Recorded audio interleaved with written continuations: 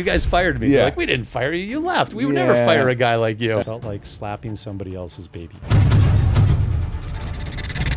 But I look at our bank accounts and there's no money there. Like deer in the headlights moment. You never know until you get hit in the face. Yes. There's really nothing more motivating than being unemployed with no money. That was my first, that was like just a punch Smacked. to the face. You can find deals, you can underwrite deals, but is that, the Tyson saying, that was really the impetus of how things got going. But then your network is your net worth. So start building that now. Where you buy 7,000 units in a very short period of time. Real quick, before we hop into today's episode, I am so excited to share that we have a sponsor for today's episode, and that is AI for CRE Collective. This is actually a community that Jay Keller and myself started because we were tired of getting left behind with AI. We're nerds about it. We love to dive into it. Jake is a master at crafting these prompts, and I'm very heavily invested in trying to be a better broker and use all of the tech and tools that I can to make myself just that much better. And I will tell you this, since starting this community and exploring the workflows and the things, how to use AI effectively in my business, 25 listings at the moment. We're closing 4 or 5 deals a month. It's been incredible. So if you want to learn, if you're in commercial real estate, how to use AI in your business, whether you're a property manager, a broker, an investor, really anyone, we have a huge group, over 400 people in this community. And the website, if you want to go check it out, is AI4CREcollective.com. So appreciate you guys. Now back to the episode. Welcome to the podcast. My name is Taylor Avakian. I'm here with my esteemed guest, Steve Ludwig. Steve, just to give people a little bit of color, can you please explain a little bit about what you do, your background, properties you guys own? Just give people a little bit of color. Sure, absolutely. So about 22 years ago, I broke away from the world of private equity in my mid-20s. And as a young, hungry, motivated entrepreneur with no cash in the pocket, I started a multifamily syndication business. And so for the last 22 years, we've been heavily focused on that. And over the years, out of necessity and really problems that led to us seeing opportunity, we started to vertically integrate. So we have in-house property management. We have in-house, wholly owned but separate general contracting company. We have a building materials company, and we have a real estate finance / lending business as well. And then along the way, I'd say the last iteration was we built out a development vertical as well. I did not know that. Yeah, we've been heavily focused on the land entitlement for multifamily and either for rent or for sale townhomes in the South Bay of LA. So let me talk to you about vertical integration, because that's something that I'm super fascinated by, and I've seen the pros and cons of each, and I understand that. Why did you specifically choose to do vertical integration? Because when I thought about if I wanted to be a principal, I thought, okay, how do I get the best margins?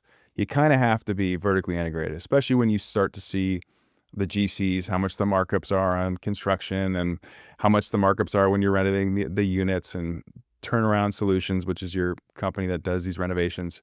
Was there a moment that made you want to do vertical integration? Was it always something you wanted to do? Can you explain that to me? Growing up in Boston, everyone, has their own view on Bostonians are like. We're pugilistic, shall some people say. And it's true. I mean, it's kind of a blue collar, town. And, I grew up with that kind of attitude and fire in the belly. And I would say the impetus for starting the vertical integration was out of frustration and anger. So we were originally just buying properties, asset managing them. And that was up until, call it 2007-ish. And as things were starting to get harder and the market was starting to show signs of falling apart, pre-GFC, we coined the phrase that asset managing a third-party property management firm felt like slapping somebody else's baby. Because you were just working so hard to get a non-employee to do something. Yeah. And we would be on site more than the regional supervisors would be on site. And then the regional supervisor would complain to the owner of the company, who then would call me and yell at me and say, you can't be talking directly to the on-site property managers. And we're like, well, why not? Your regional supervisor isn't. Yeah. Job's got to get done here. So I'd say, born out of frustration and anger, we went originally into the property management business immediately post GFC because we were watching our rents fall dramatically. And we just didn't feel like the effort by the third-party property management companies was going to be quality enough to try to sustain the operations to like survive. Mm-hmm. And so we basically said, hey, we talked to a bunch of people, a lot of big players in Southern California, and they all had their different takes on third-party property management, all of them which were, don't do it. But then one of them, actually two of them, who were very well known, said, don't do it, but we'll do it for you. And by the time the second person said it, it was like, then we're 100% going into this business. Yeah. And candidly, at that time, we needed to. We needed like the fee income to stay afloat, to sustain the asset management and ownership operations. But we had institutional capital partners. So it wasn't like we could just be some mom and pop property management company. It was, we needed a, best in class property management software. And so we were looking at RealPage, we were looking at Yardi and any other, technologically advanced systems. And then it was, you've got the digital side, but then you also have to have the accounting side. So we had to build up an accounting platform, and the institutional capital partners were like, hey, if you're going to take over the management, your accounting has to be every bit as good, if not better, than a large property management firm. So it was hard to dive in because we didn't have the opportunity to say, hey, we've got, it's our own building, no investors, or we've got a private syndication. We had big institutional funds as our first partners, which made the leap huge. Were your first partners institutional because you came from that private equity background? Like, how did this, so you said you left private equity to start this syndication. Like, what was that moment? Did you have someone who was going to say they would want to invest with you, like, Steve, go do your own thing? I was sitting at a private equity firm that didn't do any multifamily, but I had a grandfather who passed away when I was rather young, who was in the multifamily space in Boston, Massachusetts. And over the years, whenever there was an opportunity on some multifamily deal, whether it was an internship in college with a GE asset management department or at Colony, anytime the word multifamily came up, I raised my hand and jumped into a meeting. So there was a meeting with a potential sponsor at Colony Capital where I was, and some guy rolls in and he's talking a million miles an hour about multifamily in Las Vegas. And from the meeting ends, and on the Colony side, we walk out and everyone's like, gosh, that guy was a fast talker, like not doing business with him. And that was it. The next day, that sponsor calls me, and I'm an associate at Colony. I'm low on the totem pole. And he says, hey, are you guys going to invest in my deal? And the response was, you were so discombobulated, there's a 0% chance Colony is going to invest with you. Yeah.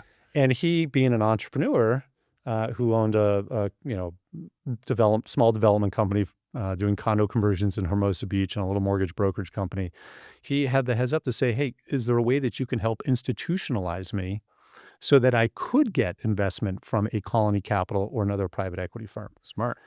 Incredibly smart. That, entrepreneurship 101. And so, my response, not being an entrepreneur, was like, there's consultants out there. And he's like, I want you to be my consultant. You seem like a smart young kid. And so we basically came up with this agreement that I would moonlight for him and build a complex financial model and put together an offering memorandum to give him back support. Totally. And were you getting equity? I wasn't talking. He was utilizing the materials that I was putting together for his search for equity.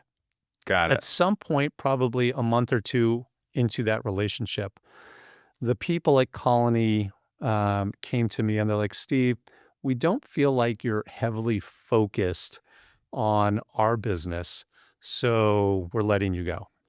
Oh, shit. Now, the funny thing is, 20 years later, when I was meeting with some of the principals of Colony, they're like, we're so sad you left, Right. Yeah. I'm like, no, you guys fired me. Yeah. Like, we didn't fire you. You left. We would never fire a guy like you. You're like, no, I remember it very well. Exactly.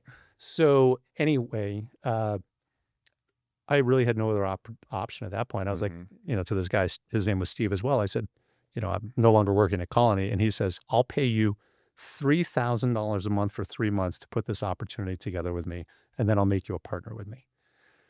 Well, that deal fell apart, and there's really nothing more motivating than being unemployed with no money, right? Yep. But having a skill set that could lead to you finding your first opportunity. So I just basically was up 24/7 for 3 months, found a deal, which we eventually bought together, but it had, in contract, out of contract, Oh, 3 or geez. 4 times. And he was like an experienced deal guy. He's in his late 40s. I'm in my, late 20s, mid Yeah. 20s.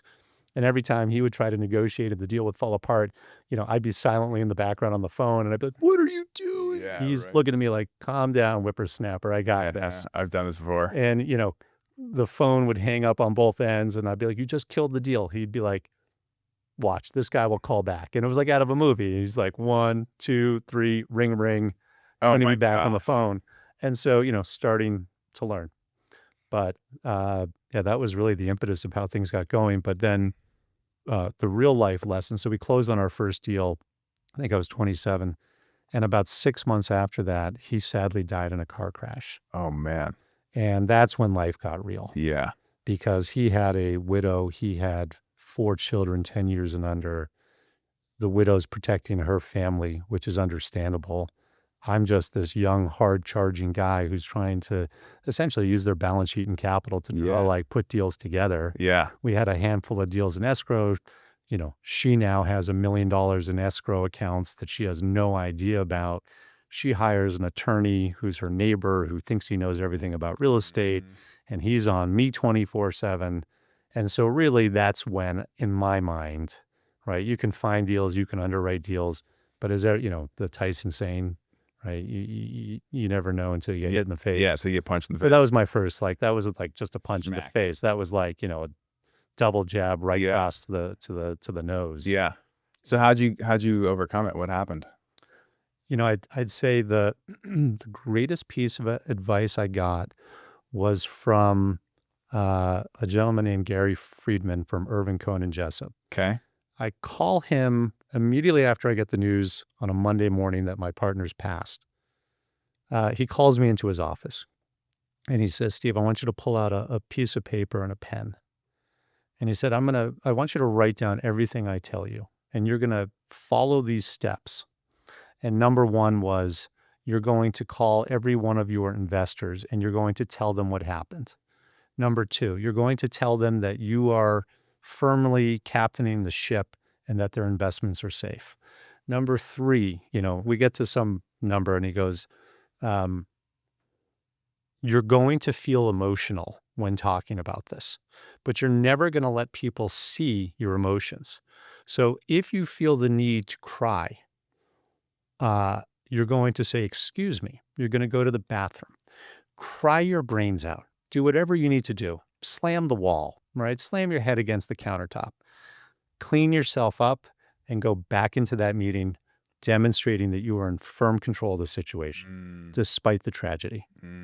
And without that advice, without that simple guideline from not only a dear friend and a great guy, but just an experienced attorney who understood business, who had a real ability to understand me and the situation I was in and relate to me.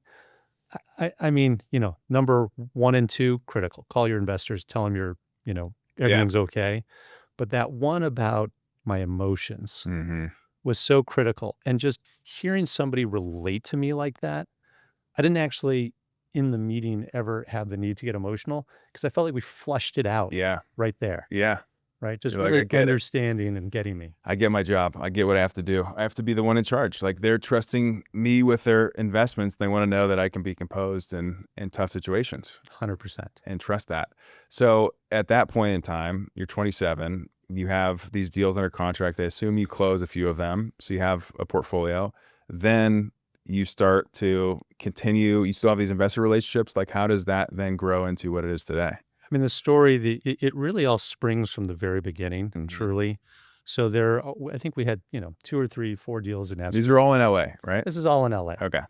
And one of the deals, old contact to call and he says, "Hey, I want you to meet this guy." And I'm going to say a name that you and many people who will listen to this podcast will know and dearly remember.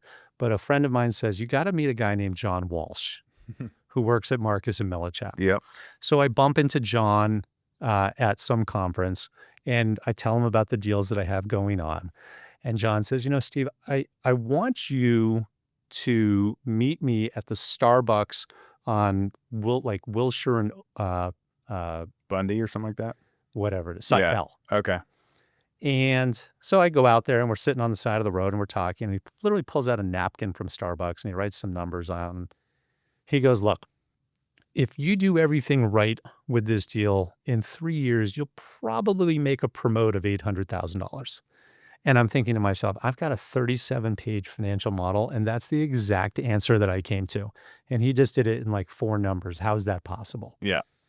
And so he says to me, if you assign me the contract, I will pay you, $400,000. And I look at John and I go, yeah, that's not enough. I'm sorry. But at the same time as I'm saying that, I know that I literally had negative $100 in my Wells Fargo checking accounts. So That's some balls to say that. John looks at me and John says, well, I appreciate you taking the time. There's not a deal to be made. So we literally get up and we start walking opposite directions. And I hear, Steve. And I'm like, yeah? And we turn and we come back together. And he goes, you sure you don't want the deal? And I said, John, at $500,000, I would make the deal, but I just can't do 400. Right now, today, if what's the difference between 4 and 5? You do that deal regardless. I wouldn't even think twice about it.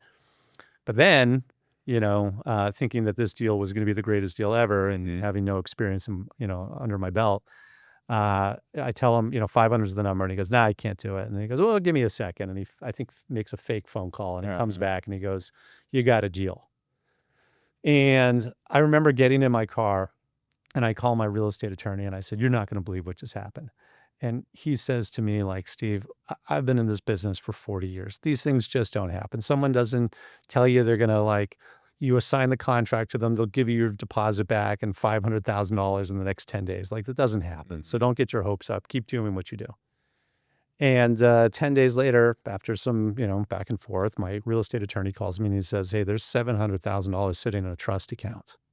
Oh my gosh. And so I get that money and I call a guy who was friends of my original partner and I, who had driven me to my first partner's funeral. And at that time, he said to me, is there anything you need? And I said, well, I need a $200,000 check to put a deal in escrow. And he basically said, well, Steve talked highly of you. Here's $200,000. Do what you got to do. So I, called this guy, Jerry Baker. And I said, hey, Jerry, would you and your wife meet me for dinner tomorrow? And so we go down and we're sitting in Redondo Beach. And I pull out 3 checks, cashier's checks. I said, Jerry, here's your $200,000 back in a cashier's check. And he looks at the table and there's 2 $250,000 checks. And I said, I really need a partner. And if you will be my partner, one of these checks is for you and one of these checks is for me. And Jerry is an incredibly smart, successful, just humble, great guy. And he reaches out and shakes my hand and says, let's go, partner. Wow. And 22 years later, he is best friend, always been a father figure to me. Yeah. And is still my partner. Wow, man, that's crazy. And so that's you just don't know what's coming for you. And I'm sure, you probably had plenty of anyone who sat on this couch talking to you, there's crazy stories. Yeah. And you just have to be confident in yourself that you're going to fight through whatever obstacles in front of you and generate a high quality outcome. I just on the way up here, I was listening to a podcast and there's a line in there that talked about luck. And the guy said, luck's like a bus stop. They keep coming, right? If you're doing the right things. And if you don't get on one, you just have to be able to get onto the next one, right? Luck keeps coming. There's keeps opportunities like this, right? And you just have to be vigilant enough to know, okay, I need to step on this bus at this time. And Like that is so cool, the story of how that happened. And then obviously now, what is the current portfolio for just the real estate side of it? What's assets under management right now? We're probably our portfolio is heavily domiciled in the South Bay of LA, Yeah. and we've got some things sprinkled all over. But Yeah. I think we're around 3,000 apartment units. Okay. We've got another 700 apartment units and townhomes in our development pipeline. Okay. We've got a couple really cool and exciting opportunities, in our pipeline right now beyond the development and the existing portfolio, as we're starting to get active again on the acquisition side. Mm-hmm. Uh, uh, so that's kind of what we look like. Do you feel like right now is a good time to be active? Do you feel like LA? Because every conversation I'm having with investors right now is, I think this is the best time to buy in Los Angeles I've seen in my career. Again, it's started in 2018, but It's nuanced, and I'll tell you why. please. And how do you quantify what market you're buying in, right? In migration, job formation, uh, you know, it might be average household income. What's the supply pipeline look like? So California is very nuanced because if you look at it high level, Mm-hmm. what's the median home price in California? I mean, 700 grand, 900,000. 900,000, What's the median rent? What's the average rent in California? 22. Possible. Okay. Um, so just in preparation, I went to my Perplexity. Oh yeah. AI, Okay. and I said, "What's the median? What's the median?" And it had almost 27 something, Okay. and it had 900,000. Yeah. The mortgage to the rent difference is, So when you talk about, so now at 6%, you get a 6% 10-year interest only loan plus taxes plus insurance, you're at $5,000 a month. mm-hmm. And if the average rent is $2,800, you're at a 45% discount rent versus own. Mm-hmm. So the signs for California are like invest, invest, invest, because beyond that, the government says you should spend no more than 30% of your income on housing. Mm-hmm. So to be able to afford that $900,000 house, you have to make $200,000 a year. How many people in California, of the 39.5 million residents we have, how many people in California make over $200,000 a year? The answer is 2.6 million, which represents 19.5% of our households. Wow. So when you start looking at those Mm-hmm. facts, assuming we're relatively Yeah. close on Yeah. them, Give or take. people are going to be net renters by a large margin in California for a long time. Mm-hmm. Because beyond all that, on a $900,000 purchase, you also have to have a couple $100,000 saved that you can spend and still live your life. Yeah. Right.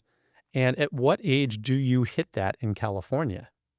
Right. It's tough. Mid 30s, 40s. That's right. Yeah. That's right. And so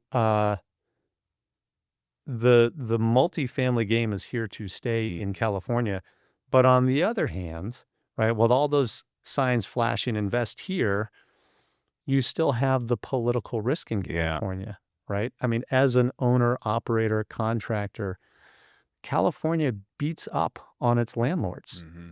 I just wrote or read a investor memo on one of our deals, and it was for a building in Culver City, and we were talking about how we just got a sheriff lockout on unit number 303 or whatever it is, and the delinquency for that one tenant was $40,000. Then tack on legal fees, it's probably over $50,000. Jeez. That's a beatdown. It's huge. And when you look at that across a portfolio, because of the length, of time it takes to evict somebody, Sure. and moratoriums and everything we've been through here in the last 5 years, those are all the signs saying don't invest here right now. So, like I said, it's very nuanced as to whether it's a great time or not in California. I am a California resident of 25 plus years. I love California. We only today invest in California. I've been out of state before, but I keep coming back to California because this is my home base and this is what I know really, really, really well. Got it. Right? Can I parachute out of an airplane and learn any market in a week? Absolutely, I can. Right. But operationally speaking, as hard as it is here, it's also that barrier to entry that gives us an advantage over so many other people, whether they're here or not Totally. here. Our vertical integration, our local knowledge, our relationships, our experience and history and connections, both private and call it politically. All those things are big drivers for us staying here, but it's not a simple answer. Yeah. And now that in the last 4 years, I've also been through the entitlement process. And as hard as you may think it is as an operator, go put your, developer's hat Yeah. on and try to get through the entitlement process. I mean, I've got war stories from that side of the What are business. some of the things you've learned from entitling buildings? Boy, if first and foremost, you have to have the community on your side. Interesting. If the community is not on your side, it's going to be an uphill battle. And in California, do you know of a community that is pro-development? No. Right. So that's rule number one, right? Yeah. It's a lot of NIMBYs is what they call them. It's a lot of NIMBYs. Yeah. Right. Number two, I had never really dove into the political side, of real estate. And it's, as someone said to me, the entitlement game is two parts. Okay. Or the development game is two parts, sorry. The first part is political. That's when you're getting your entitlements. And then when you start building, it's bureaucratic.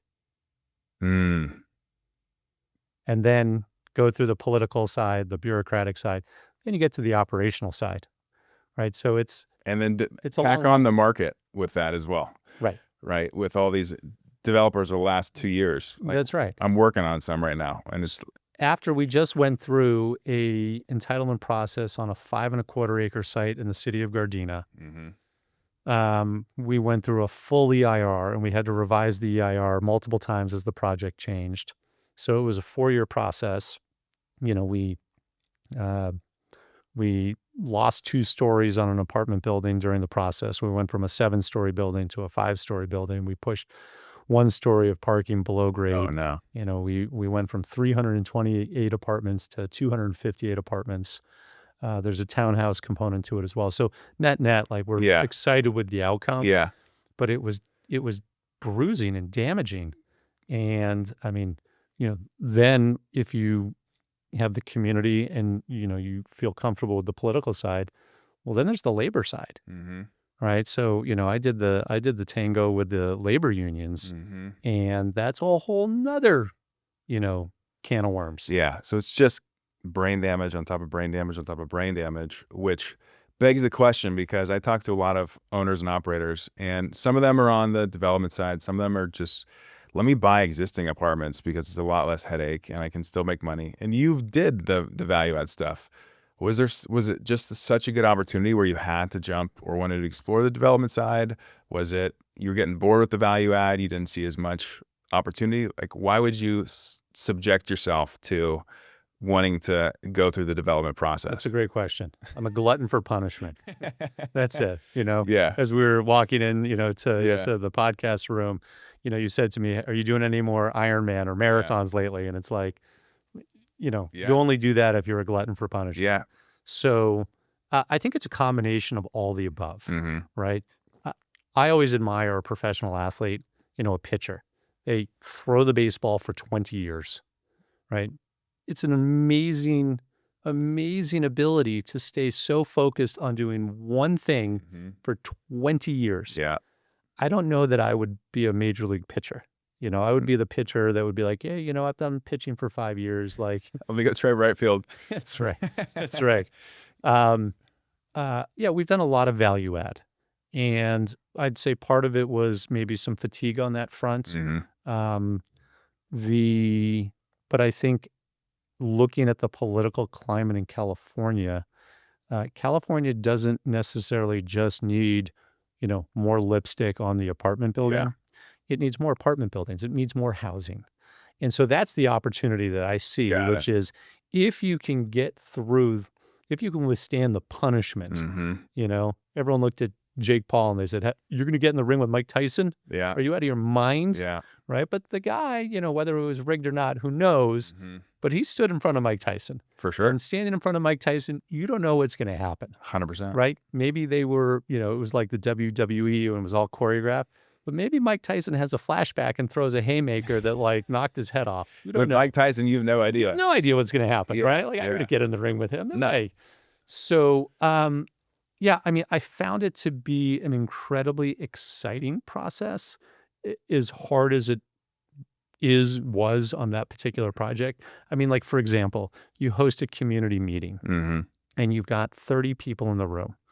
And you've got a presentation showing that you're going to take this beat up, vacant, dilapidated, you know, graffitied, out of service industrial property.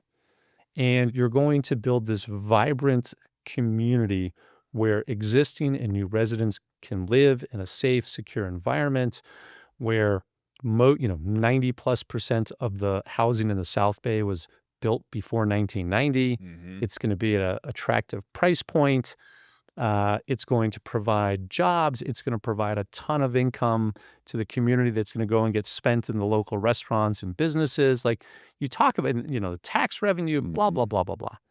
And someone who, you know, has a house within a quarter mile that looks like a shack, you know, looks at you and says, you know, get the fuck out of our neighborhood. We don't want you. We love this neighborhood. It's beautiful just the way it is. And, you know, they just are throwing insults and derogatory comments. Jeez. And you just sit there and you know, bite your lip and you smile and you just say, you know, I appreciate your input. Thank you very much. Yeah. You know, but in your mind, you're like, look, you know, motherfucker, Yeah. I'm going to follow you to your car. Right? You're like, Insult me like that to my face in front of 100 people? Yeah. Absolutely not. Yeah. But I had a great conversation. So someone, a very dear friend of mine that I grew up with in Boston, her father, Arthur Wynn, is a very large developer. Is that the casinos? No, Okay. Arthur Wynn Communities on the East Coast, one of the, if not the biggest affordable housing developer and manager in the country. You know, I fortunately got to know him as a kid, and over when I first started real estate, I would call Arthur and I would just ask him advice, and he would give me like 2 or 3 words. Yeah. The You know, like advice, in sage. 2007, I bumped into him in Nantucket. And I was like, "Oh, Arthur, it's so great to see you." I was like, "What do you think of the market?" And he goes, "Cash is king." And I was like, "Huh, that's interesting. I'm gonna go have another cocktail." You know, I Yeah. didn't think about it, Yeah. but I mean, he was dead on. Uh-huh. And so literally earlier this year, I bumped into him in San Diego. He was there with his family and my friend. And I had a chance, I'm talking to him, and I think Arthur's in his mid-80s now, and, you know, he's had a wonderful career. And I said, you know, Arthur, I said, I just, in the last few years, I've kind of focused more on land entitlement and development. I wish I had come to you for advice before I got into the business. And he kind of slowly turns his head to me and he looks at me and he goes, "Steven," and he puts his hand on my cheek and he says, "You got to eat a lot of shit." And I was like, gosh, the 2 times I've asked you for advice in the last like 17 years, Yeah. you are so spot on. Yeah. Yeah. There's something about the wisdom of someone who's been through it, Yeah. who's seen it, who's experienced it firsthand. And I think some of the things that those people have to say, it doesn't take a lot of words, right? Because when the way that you can internalize that is because you know what he means. You understand and experience what he means by cash is king, and you got to eat shit because you've had to do both of those things. And it tells the whole story in one sentence, right? So it's that's why I love studying history, because when you pick up these nuggets from super successful people and how they approach business, how they approach problems, how they negotiated on certain things, you start to see these through lines of very much similarities in what they are. And you can almost reverse engineer if you're vigilant enough to be like, okay, I see what they did there, right? Oh, and this guy over here, Benjamin Franklin, did that, 150 years earlier. And then Carnegie did it here. And then Wynn did it here. And then Steve Ludwig did it here. And I'm like, okay, there is kind of this like path. If you are vigilant enough to actually see it and look and be aware of what's going on? I just started, I think I'm 100 pages into the book, Undaunted Courage. Okay. It's basically What's that? it's the Lewis and Clark Oh, yeah, expedition. yeah, yeah, I mean, in simple things, like it's been a long time since I covered that. yeah. And I asked people, I'm like, in Lewis and Clark, what was Lewis's first name? And people are like, wasn't his first name Lewis? I'm like, no, it was Meriwether Lewis. Yeah. And people are like, I never knew that, Uh-huh. And so it's just like I'd spent a lot of time like reading about World War II, Yeah. as I just think that to me, the courage and the heroism of that generation Sure. is to me, like it should be the starting point for every up and coming generation. Mm-hmm. Right. And we've diverted so far away from that, Yeah. as opposed to let's put, country first and our Yeah. man first. It's the me generation. Totally. And then it was entirely the opposite. But now I'm pivoting a little bit. A friend recommended this. Okay. I'm Undaunted gonna have to read Courage. it. I'm gonna have to read it. So I like it. So then because the first time I met you, I think maybe it was at an event, and then we went to Waste Management Open, which was fantastic and fun. And I learned there that you had started Tesoro, you had Turnaround Solutions, the property management company, which I knew. I didn't know you did third party, but can you talk about Tesoro a little bit? Because as a broker, I don't really need to know how much things cost in dollars and cents when it comes to turns. I can have an estimate. Okay, it's going to cost 20, 25, 30, 35, in this neighborhood, maybe 40 if you need the right finishes. But I don't know what flooring costs. I mean, I don't need to know what the faucets cost or how many you need to do. Recently, the longer I'm in my career, the more I've had to learn this stuff. But when you're selling stuff in the beginning, it's just you're putting a buyer and seller together, and hopefully your senior there figures it out. So why Tesoro? What is kind of the benefit for you guys in doing that business in particular? And how has that been from growing as like an entrepreneur business?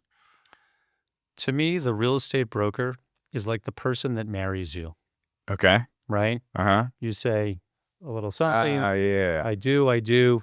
Good luck to you. Yes. I hope you live a great life together. May it last forever. Uh-huh. Right. Yep. And we all know that nothing, No. that 50% of marriages work and 50% don't. Yep. Well, that's kind of like real estate too from our side, Yeah. right? As soon as you sell it, you're out, I'm out. right? And then us as the operator, we have to live with it, Mm-hmm. right? Some people, obviously different strategies. Some people buy with the intention of flipping and moving on, and, they're really chasing, the best look at the best price. Yeah. But a lot of people, it's a portfolio asset. They're going to live with it for years, whether it's a value add or it's a ground up development, or they want to sell something of high quality. They have, pride of execution and reputation in what they remodel or they build. And so for us, I mean, we're kind of a little bit of all that. Mm-hmm. And again, starting with probably angry, frustrated. Yeah. I go back to the days where we started Tesoro, and what Tesoro is, it's basically a one-stop shop for all of your interior finish building materials. We have, one side of the business, which is stock on hand, and then we have another side, which is all made to order. So we will make it, anything you want. We'll store it in our warehouses and we'll deliver it to you when you need it. Wow. And we basically cut out all the middle people. And so we can make a much higher quality product at a way more attractive price. Mm-hmm. And then because of the one-stop shop nature, we're eliminating all the headache from calling multiple vendors, the coordination, hoping everything shows up on time. What we do absolutely best is that custom made to order, whether it's a value add or ground up, everything you need is in our warehouse. It's like your own, we're your own warehouse. Yeah. And you can get it when you need it. You're like the Amy Hardware of interior renovation. It's really a cool business. But where did it start? Yeah. So, probably 20 years ago, the Shaw or whoever carpet sales rep comes in, she's flirtatious. Here's the next, I'm single. I'm in my, late 20s. And she's like, this is our new stain-proof, pet-proof, bong water-proof carpet. You're going to love it. And I was, for years, I was like, oh, yeah, I'll buy whatever you're telling me. Right. And then one day, as we were, I called our third-party property management company, and I said, I don't really get it. I'm looking at the profit and loss statement, and there's all this like cash there at the end on the net income, but I look at our bank accounts, and there's no money there. And he's like, well, Steve, there's two other parts of the financial statement. There's the cash flow statement and the balance sheet. And I was like, like deer in the headlights, Mark. He's like, if you look at the cash flow statement, you see that, through your portfolio or asset over the last year, we've spent, $1 million on carpet, and we capitalize that on the asset side of your balance sheet. And I was like, can you say that again? Yeah. Can you walk me through that again, please? Yeah. And so, then it was like, gosh, like, why am I spending so much money on carpet? Like, this stuff is just getting churned over. It can't be stain-proof, smell-proof, Yeah. waterproof. Like, is the flirtation from carpet sales lady just getting me every single time? What an idiot am I? So we said, I said, what's the alternative? And we started putting sheet vinyl down. And I had a friend whose family had like the original sheet vinyl manufacturer in the country. Oh, wow. And so we were doing sheet vinyl, but sheet vinyl wasn't like a good solution because one, there was no sound resistance floor to floor. So on the ground floor, it was good-ish. Yeah. But on non-ground floor units, it was terrible. Got it. Right. And then if you tore it, you'd cut out a square piece. You try to find the same sheet vinyl, which you never could because the dial was different, the pattern was different. So now you had this weird square patch. And then after a couple months, the corners start peeling up and someone trips and falls and sues you. And I was like, this is terrible too. Yeah. And then sheet vinyl or vinyl plank came along. And we're like, oh my God, this is like the best ever. Yeah. And you could like take one piece in and out, and but like carpet was like $1.50 a square foot installed, and vinyl plank was $8 a square foot installed. Oh, damn. So, we basically were like, hey, how do we make this cheaper? We shoulder tapped on an installer and said, hey, would you do some like, moonlighting for us? And we went to the wholesaler and we bought some vinyl plank off the shelf. And again, being an entrepreneur, frustrated, a little bit angry. Your pain, you scratching the on edge. We're figuring it out. Yeah. We got it down from like $8 a foot to $6 a foot. And we're like, oh, a little bit better. And then we started figuring out how to manufacture it and where to go. And, we had like 100 sample books from China, all in Chinese. Yeah. And my best bud from Boston comes in and he like pulls one of the books out and says the name of the company, which I couldn't even tell you what it was because it was in Chinese, but he knew it because his family had been manufacturing there for 30 years. And he's like, these guys in China, they make it for us, all the big brand names. Why do you have these sample books? And I'm like, can you make us an introduction?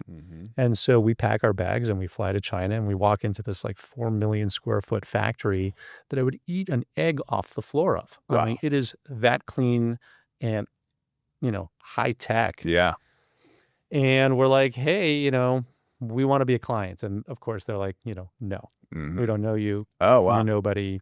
You can't do 100 containers a year. Yeah. Anyway, we, figured out a way. You negotiated it. We figured out a way. You entrepreneured it. We entrepreneured it. Yeah. I lied. And we'll do 100 ship cargo containers, 100%. Yeah, we got it. I mean, you can't say, they're expecting 100. You got to tell them 500. Yeah, the MOQs. You're like, are you kidding me? Look at Los Angeles. Right, exactly. So anyway, so we got into the flooring business, and it was really for us at first. Yeah. Because what we had found was when we were buying the vinyl plank, it was such a new thing. We'd have a 100-unit apartment building, and we'd tell the flooring installer, like, hey, we're going to do 10 units a month, for the next 10 months. And you get through 5 units, and they'd be like, oh, we ran out of that color. Like, what do you mean you ran out of that color? Well, we didn't actually think you were going to do 10 units. I told you I was going to do 10 units. Yeah, but I'm not going to go and buy inventory just because you told me. So we would have these like early buildings with like a kaleidoscope of colors. Oh, man. And we're like, this sucks. We got to be like making our own product. Yeah. And we got like our first 40-foot container. We had 50,000 square feet of flooring, and we didn't have a warehouse. So, it was like, I'm sleeping on a bed of vinyl flooring, So, it was exciting, but we built out a flooring installation company, and then we started wholesaling it. I think actually the first wholesale order we made was to Win Management Wow. back in Boston. So, Okay. connections coming Yeah. through.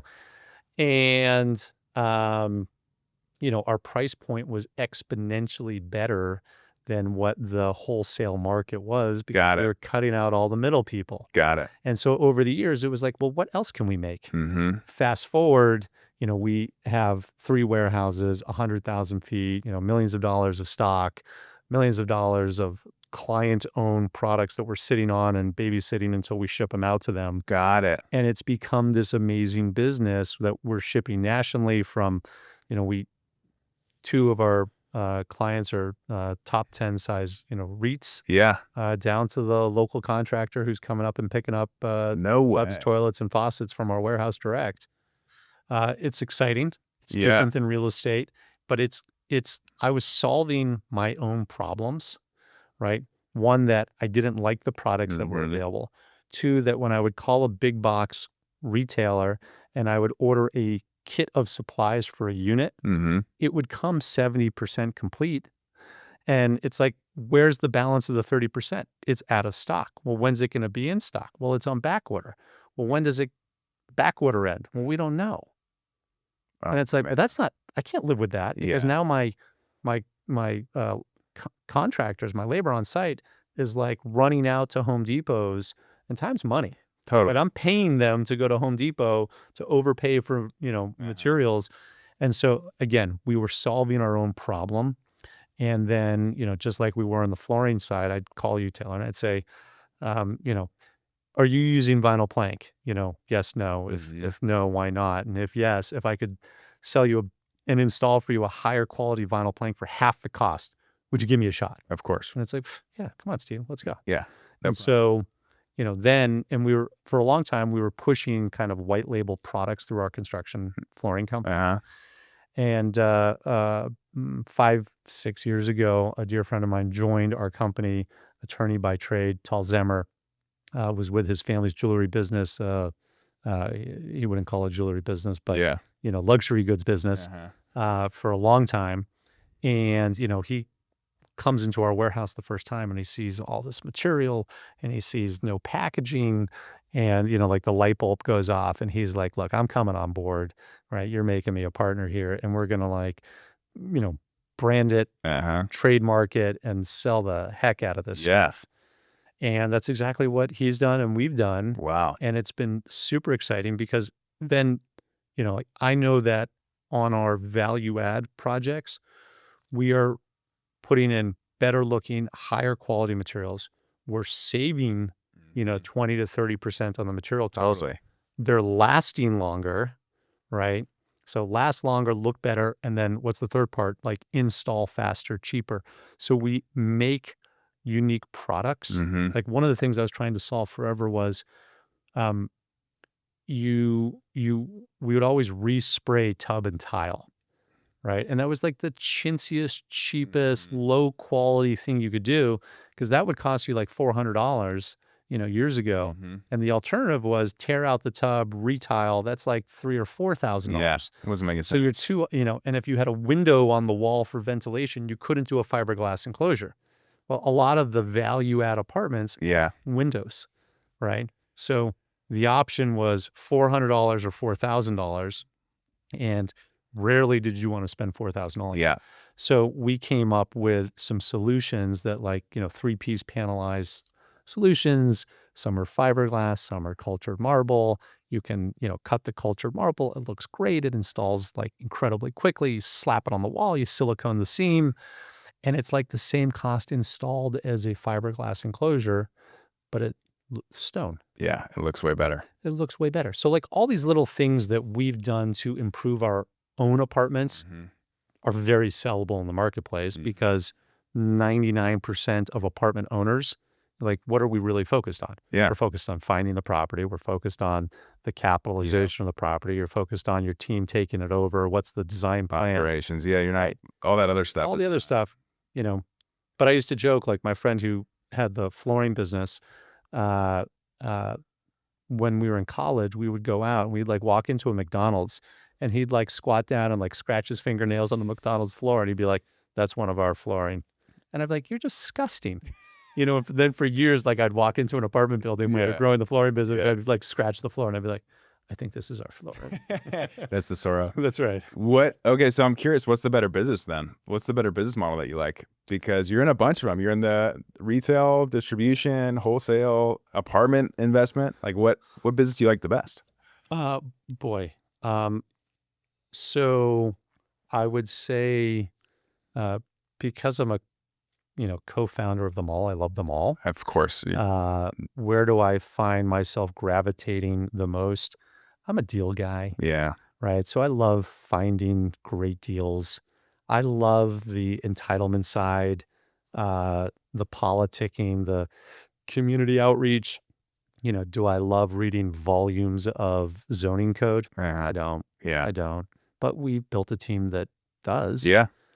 So, I play to my strengths and weaknesses. On the Tesoro side, it's just so different than real estate, Mm-hmm. which is great because, just the financials of it all are so different. Totally. Real estate, capitalize it up front, revenues, expenses, cash flow. Building materials, like there's just so many moving pieces.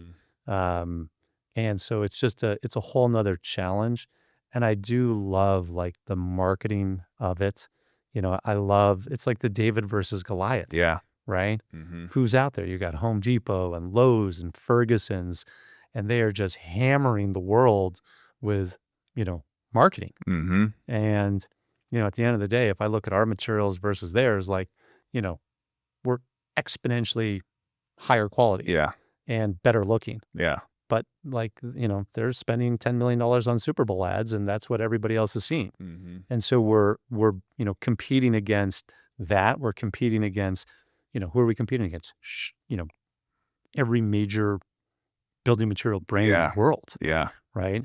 And so it's an uphill battle, but client by client, we are winning, right? When people come and Feels get to good. know who we are, it feels good. Mm-hmm. And people, everyone's like, oh my gosh, tariffs, your world's going to implode. COVID, your world's going to implode. No, our business is like dynamically growing during these like events. Yeah. Because during COVID, people were building like crazy, but they were terrified and couldn't get building materials. Mm-hmm. And we're like, the factories haven't shut down one bit. Yeah. Right. What's happened is that like the cost of shipping a container's gone from $2,000 to $22,000. Right. And big box retailers, like you can only put so many bathtubs in a container. They can't pass that shipping cost along to the client. So they're just basically utilizing their inventory that they have in their millions and millions and millions of square feet of warehouse, but they're limiting people. Got it. Whereas if you want materials from us, call us, put in the order. We'll make you 10,000 bathtubs, right? Yeah. Wow. Give us 90 days. It'll be here. And then with tariffs, the same thing. People have been terrified of tariffs. So they're like, look, we want to lock in our pricing with you. And the reality is like, what you're paying for that luxury faucet, right? If you're going to go buy a faucet for $600, Yeah. right? Or a sweater for $600, what do you think those widgets cost to make? I mean, pennies compared to. Pennies. Yeah. That's right. I say the widget's like 10% of like Yeah. the at retail most, price. right? Because retailers have to do, is it 100% or 50% markup or something like that typically? Right. So now think of the way most people get their building materials, right? They go to, let's just say, a retailer wholesaler. Yeah. Right. They're not selling their own brands necessarily. Mm-hmm. Right. So they've got, again, let's just take a, big box. Yeah. They have their corporate overhead, right? They have their profit margin. Mm-hmm. They're buying those materials from another building material brand that has their corporate overhead and their profit margin, right? And that's what you're paying for. Yeah. And with us, it's like, hey, I can tell you right now, the Tesoro overhead is a tiny fraction of Kohler's overhead. Yeah. Right. Yeah. And then Kohler plus, major big box retailer profit and overhead. So at the end of the day, like You pass the savings on. we pass the savings on. So Yeah. what we found is on a new development, just total hard cost of new development. If you bought out all the interior fixtures from Tesoro, you're going to save roughly 3% on total hard costs. So put that in the context of a $100 million Yeah. multifamily property, Holy crap. right? You're saving a lot of money. That's like your entire contingency handed back to you. Like, hey, how about I just hand you Yeah. your contingency right? And I'll get you better, higher, better looking, higher quality materials. On yield on cost is everything. So you're just, I mean, it makes so much sense that you're doing that. And the fact that you get to leverage that too, which I'm sure probably helps when you're underwriting deals, because the cost of renovation and cost for things for you, you can make a deal work much better or have it maybe even a bigger profit margin because your costs are down, Correct. right? And we also have control of the entire process. For time. Let's just talk value add. We buy the asset, property management company goes in, Mm-hmm. right? Works with our construction, our general contracting team. They're getting the materials from Tesoro. And so we're saving our investors a lot of money and time. Uh-huh. And so we're getting that unit renovated online quicker, looks better, rents for more, costs less. Yeah. How do you know where to spend your time? Because you're a co-founder for all of them. Like where you can't be doing everything all the time. Where do you find yourself spending the most time, or do you delegate to other people who run that stuff? Like how do you run 5 businesses? My partners, if they're listening to this podcast, right, Which they will. which they will, Yeah. they're going to be like, F that guy. Yeah. Because the reality is, th- they're really good at what they do, Mhm. right? We have divided our ownership of our businesses equally. So that way, no one's looking over anybody's shoulder and saying, hey, Steve or so-and-so, they're golfing, fishing, on vacation with their family, right? We're all Yeah. tugging on the same rope, Yeah. trying to get to the same, place. And I think that's been like the most critical part, is that I am the luckiest co-founder in the world of a variety of businesses to have unbelievable partners of talent and character. Mm-hmm. And at the end of the day, that's probably to me the most critical part, right? Because they do things that I can't do Mm-hmm. day in and day out. Mm-hmm. And they, give me the ability to be, entrepreneurial and creative and kind of bounce around. I don't really, do the daily operational control of anything. I don't think anybody would trust me with that. And so that allows me to kind of, just let my mind kind of run wild and come up with new ideas. You're the big idea guy. Right. I'm the big idea guy. Or also, feel you. The time, networking, Yeah. which is so critical, which leads to deals, which leads to capital, which leads to, entitlement. And so, yeah, that's really it. You're clearly good at relationships. Okay. I've thought about this a lot, and I think I know the answer to this, but I'm curious to know your thoughts. There's 2 sides to the entrepreneurial journey in terms of opinions, I think, on this front. Partnerships or solo employees. You own 100% of the company, right? Or maybe you give 10% to your employees, whatever, and you bootstrap it, whatever it is. Versus, hey, we have 3 partners or 2 partners. We're splitting 50-50 equity or 33%. And, for me to make a huge exit, I got to build, the company's got to be worth $100 million versus you can scoop in $5 million of equity or of cash flow when you're building your company's $20 million, but you're the 100% sole owner. So is there a reason that you think partnerships are better, or would you do everything the same way? Would you do something 100% yourself? How do you think the partnership versus sole ownership? Yeah, I think that is a very, I think it's specific to each person, Okay. right? For me, I don't think that I could have ever been a sole owner. I would have screwed too many things up. Mm. I need a great team around me. Whereas there are a lot of people who don't, Mm-hmm. right? Like they don't work necessarily well in a partnership. They want to be the sole decision maker, and that's their cup of tea. So I don't think there is a right way. Okay. I think it's unique to each person and how they want to run their business. Mm-hmm. I think there are certain other decisions, like, do you want to take private capital versus institutional capital, right? Like those are big decisions. Well, let's dive into that. right? You have much more institutional capital at this point in time, or you've decided to do more institutional capital? Yeah, I would say, if we looked at the total amount of money we raised, it's heavier institutional because those are chunkier checks. And so explain to me why you decided to go that route instead of the more mom and pop country club money. Yeah. You know, they're very different types of businesses, Okay. right? The institutional route, when you need uh, a big check, it's a single source, right? You don't have to have that network of 1,000 investors, Mm-hmm. right? Now, there's a lot that comes with that. They have hordes of analysts that want you to, run analysis paralysis all day long, but they're all very smart, Mm-hmm. right? And so it's time consuming and it's taxing, but it's with very capable, experienced professionals. On the other hand, right, with the call it, country club, high net worth crowd, Mm-hmm. whatever you want to call it, the private investor, uh, y- it requires, a large network, depending upon how much capital you want. Um, it's a process that's very different because you're reaching out to lots of people. You're having dozens and dozens of phone calls, and everybody wants to talk to the person that they know, Mm-hmm. right? So if you've got a group of 200 investors, right? Just here comes, tax return season, Yeah. and hey, we've got a web-based digital platform. Like everything's online, right? There's 57 people that are calling and emailing and texting and saying, "Oh, my K1, I forgot my password. I can't remember it. Can you call my CPA? Can you do this?"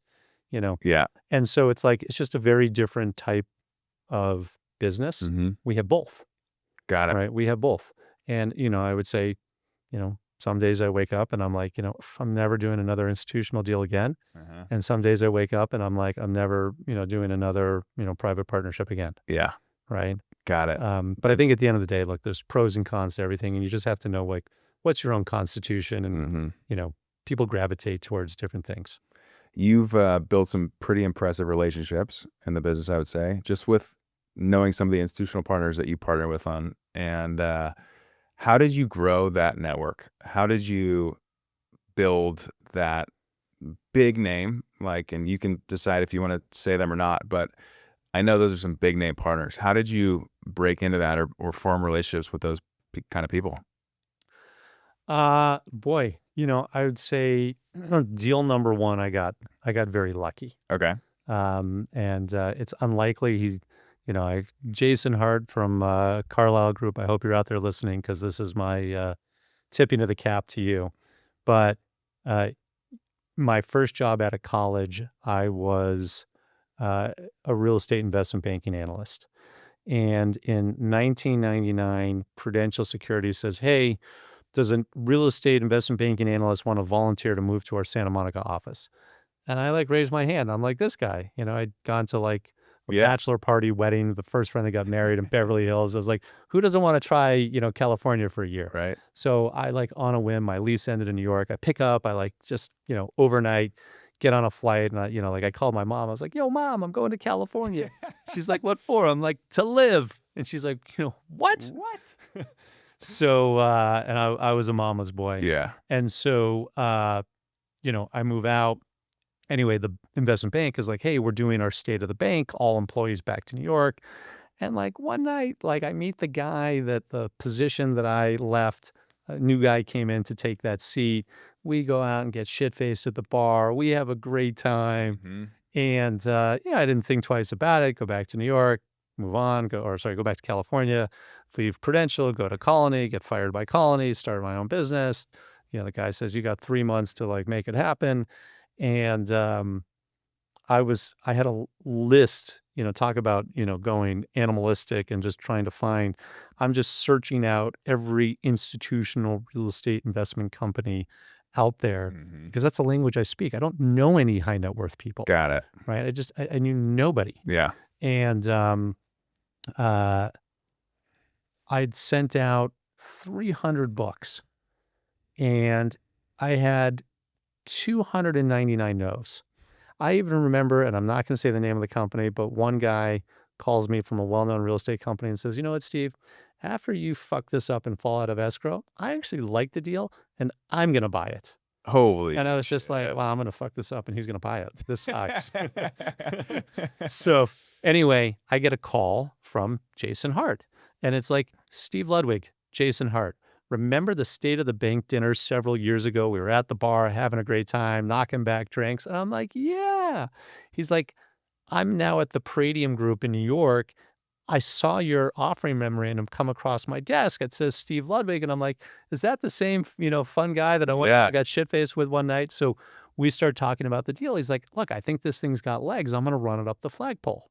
Oh, And that was deal number one with Carlisle, with the Palladium Group. with the Palladium Group. Jason now is, I believe he's, one of the heads of Carlisle Real Estate. Oh, man. Done incredibly well. And So you built it up, right? And that's, I love that story because I tell young brokers who come in all the time, I'm like, look, those people who are the analysts for those companies, right, that you're talking to, become friends with everyone because they're all at the same page and they're all starting out. They're all start figuring it out. Some people you never know where in 10 years that relationship is going to come to blossom. That probably is one of the most important things you can tell anybody. Again, it's been, I'm turning 50 in early next year, which is crazy to me. Because in my mind, it's like I'm still 27. Yeah, you're still running Ironmans, man. Still it's all deal number one in my mind. But 22 years has passed by. So the person who was the 22, 24-year-old analyst is now senior managing director, head of something. And, those relationships are very real and meaningful right now. And it was like, when you were, in your early 20s and you're looking up and like, these guys all grew up together. They all know each other. I'm never going to get there. How do they have these relationships? I'll never get my foot in the door. It starts now. Yeah. It starts with the little things of you see a real estate networking event, go. It doesn't matter if you're tired. Go. Have a cup of coffee, right? Yep. You don't need to sleep when you're really young. No. You're not married. You don't have kids. You're not like coming home from work and coaching lacrosse, basketball, soccer, going to 16 water polo games, sitting in the heat and, just rotting out there. Like you got nothing but time and energy. Go for it. Yeah. And so like every possible, my father-in-law says to me years ago, he goes, Steve, and it's a common saying now, but to me, it was like revelation. Yeah. It was like your network is your net worth. So start building that now, right? Everybody, you see somebody who's working at a company, what are you telling them? Put your money in the 401k. It's going to compound. Relationships compound. Yeah.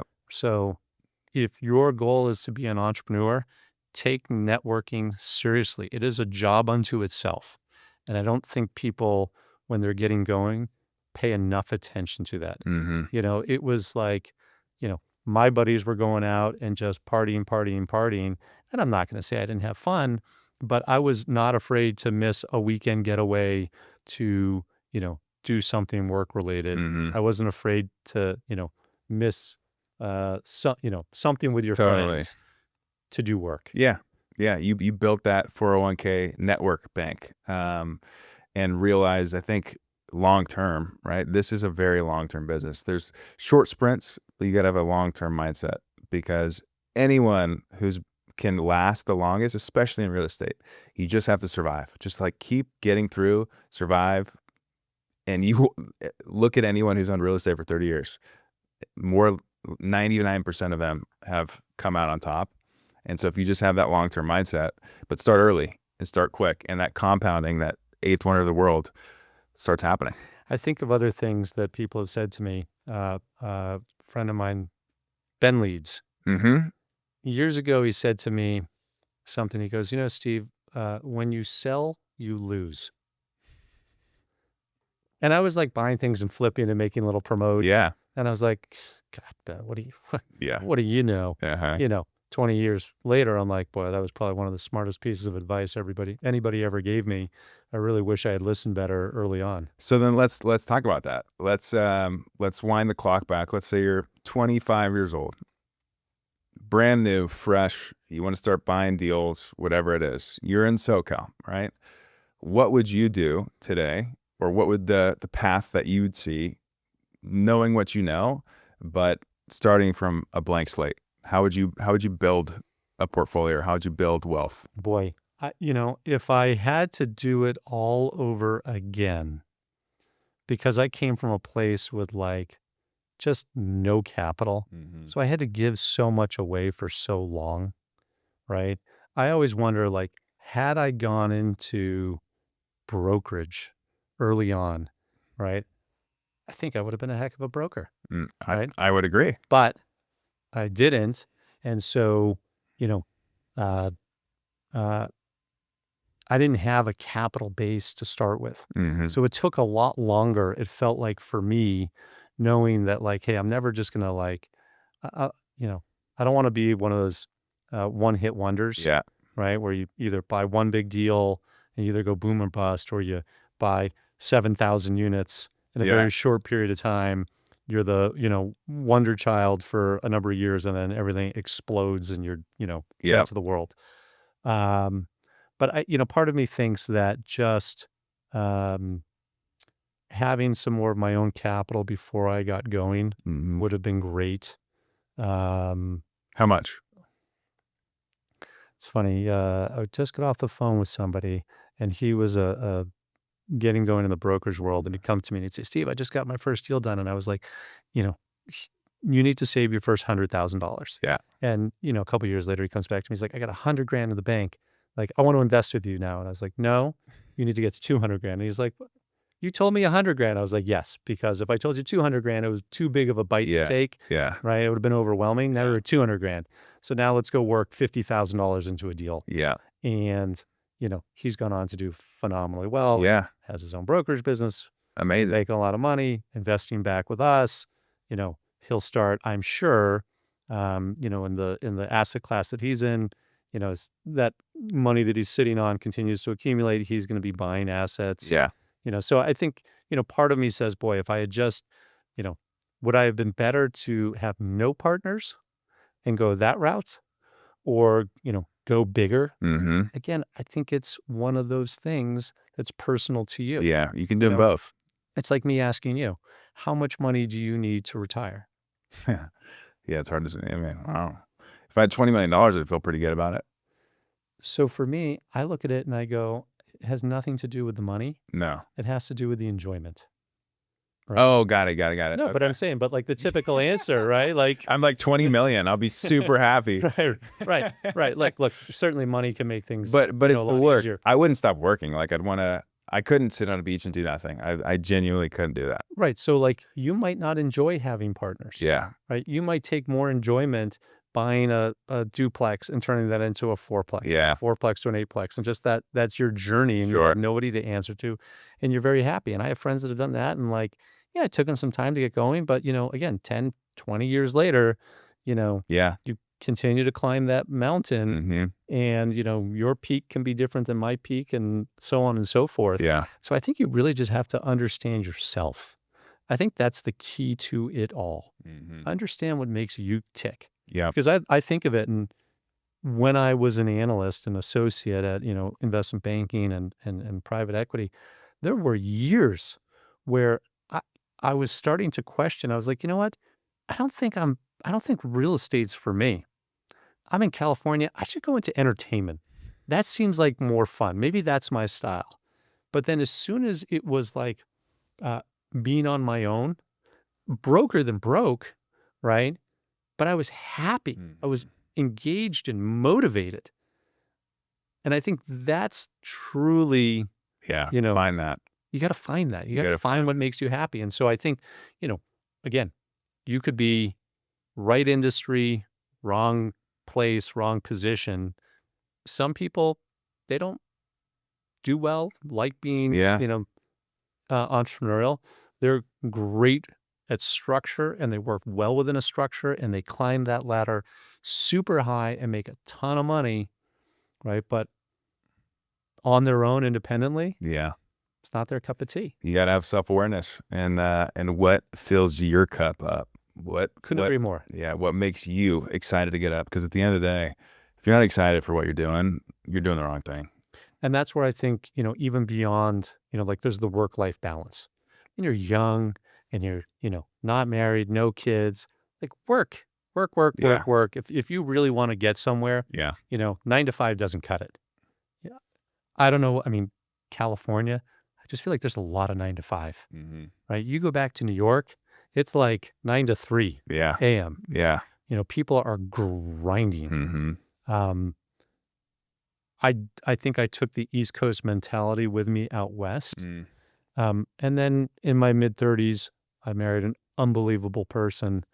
She's been my rock and allowed me to, expand upon all the things that I do. Mm. Uh, so I give her tremendous credit. But within that, like, we're now, we've been building this family for the last, 15 years. We've got 3 kids. And as someone who grew up in a divorced household where I was with my mom, my dad was never around, you know, to me, it's so important to like be there for my kids. Mm-hmm. And like, I'm lucky, like I love sports. My kids all love and play sports. And we've probably taken it to like an extreme level, but like I sit back oftentimes, like as you, I think the older you get, mortality, is, Yeah. more of a thought, in a good way, right? Like, what do you want your life to look like? Like Mm-hmm. when, if you're lucky enough to know that it's your last day, right? When that's happening, or sorry, when, if you, if you do know what your last day is and you're lucky enough to have like that final thought, like, what do you want that final thought to be when your eyes close? Mm-hmm. Is it like, boy, I did it right. I left no stone unturned with friends, with family, with work. I did it all. Mm-hmm. And so for me, I would just say, like, the end game isn't how much money I can put in the bank. It's it starts with family, and I want to have the right amount of time to be there for my family. And we do a lot together. And then, we've got 5 different businesses. And then you've got to, try to make time for your friends, to have a balanced life. You've got to make time for yourself to stay healthy and balanced and centered. And so I think, again, everybody has their own goals. For me, um, here's one, right? California. Everyone's beating on California right now. Capital doesn't want to be in California. It's the worst place. It's political, disaster. Don't be there. It- you know, for the last 5, 6 years, so many people have spread out all over the country, and I see people doing incredibly well in so many states, and I'm so happy for them. Mm-hmm. And there, was always that urge, like, oh, should we go to Arizona? Hey, should we go to Nevada? Should we go to Texas? Should we go to Florida? And I take a step back and I go, do I want to be the person that's constantly on the airplane traveling and missing those moments of like my family during the best age? Mm-hmm. Because like as soon as they get their driver's license, like boys with the driver's license, Yeah. girls with the driver's license, adios. Mm-hmm. You're old news. Yeah. And so I'm just packing in as much time with them as I can now. That's my choice. And see where it goes. Yeah. And at the same time, still trying to be, as much of an animal as I can be in business because I love it and chase deals constantly. You were 100% animal, Steve. This was incredible. Thank you very much for coming on here. This was an super absolute fun. pleasure. An hour and 20. That went by so That quick. was like 10 minutes. Crazy. We're just getting started. We never got to the good We'll stuff. do round 2. All right. I love it. Thanks, Taylor. Steve. Thank you, bud.